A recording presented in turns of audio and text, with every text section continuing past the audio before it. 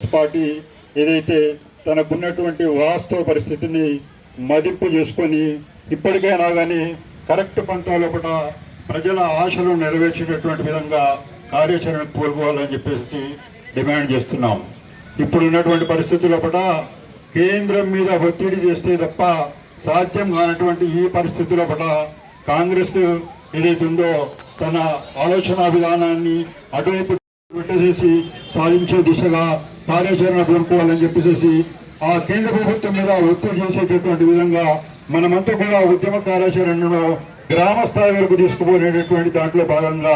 నిరంతరం లైవ్గా ఉంచాలి. ఎందుకంటే ఇంతకుముందు మన జర్నలిస్ట్ మిత్రులు చెప్పిన ఏంటంటే ఇప్పుడు కాకపోతే మరెప్పుడు అనేటటువంటి పరిస్థితుల్లో మనం ఉన్నాం. ఎందుకంటే ఈ సబ్జెక్ట్ ఈ రోజు కాదు, 1986లో ఎప్పుడైతే నేను ఆ రోజు తెలుగు విద్యార్థి స్టేట్ ప్రెసిడెంట్గా ఎన్టీ రామారావు అధ్యక్షతన జరిగినటువంటి మహానాడు పట మొట్టమొదటిసారిగా 44% తీర్మానాన్ని నేను ఆ రోజు మహానాడులో ఆమోదించిన తర్వాత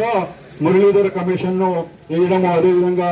దానికి అనుకూలంగా ఎన్టీ రామారావు డెసిషన్ తీసుకోవడము, 44% రిజర్వేషన్లు అనేటటువంటిది ఈ రాష్ట్రంలో సాధ్యమయ్యేటటువంటి పరిస్థితుల్లో కూడా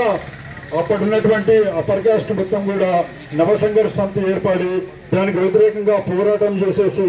ఆ రోజున్నటువంటి కోర్టులను మేనేజ్ చేసుకోవడం ద్వారా మనకు రావాల్సినటువంటి రిజర్వేషన్లు ఏదైతే రాకపోవడం కారణంగా ఆనాడున్నటువంటి ఉద్యమ నాయకత్వం వైఫల్యమే కానీ ఆనాడుకున్నటువంటి మన చైతన్యం లేమే కానీ అన్నింటిలో కలిసి మనం కోల్పోయిన తర్వాత ఈరోజు ఆ వాతావరణం రావడానికి మనకు దాదాపు 40 సంవత్సరాలు పట్టింది. మళ్ళీ ఈసారి మాత్రము ఆ మిస్టేక్ చేస్తే మాత్రము మనకేంటిదంటే ఉద్యమ నాయకత్వాలనే కాదు ప్రజల్లో వచ్చేటువంటి మద్దతును కూడా మనం ఈరోజు కోల్పోతే భవిష్యత్తులో కూడా మనకు అన్యాయం చేసేటువంటి ప్రమాదం ఉంటుంది. కాబట్టి అందరం కూడా ఏకమని బతుకున్నాయి కేంద్రాన్ని మెడలు వంచేటటువంటి దిశగా ఉద్యమ ఉధృతి చేయడానికి వరకు పూనుకోవాల్సిందిగా కోరుతూ నాకు ఇచ్చినటువంటి అవకాశం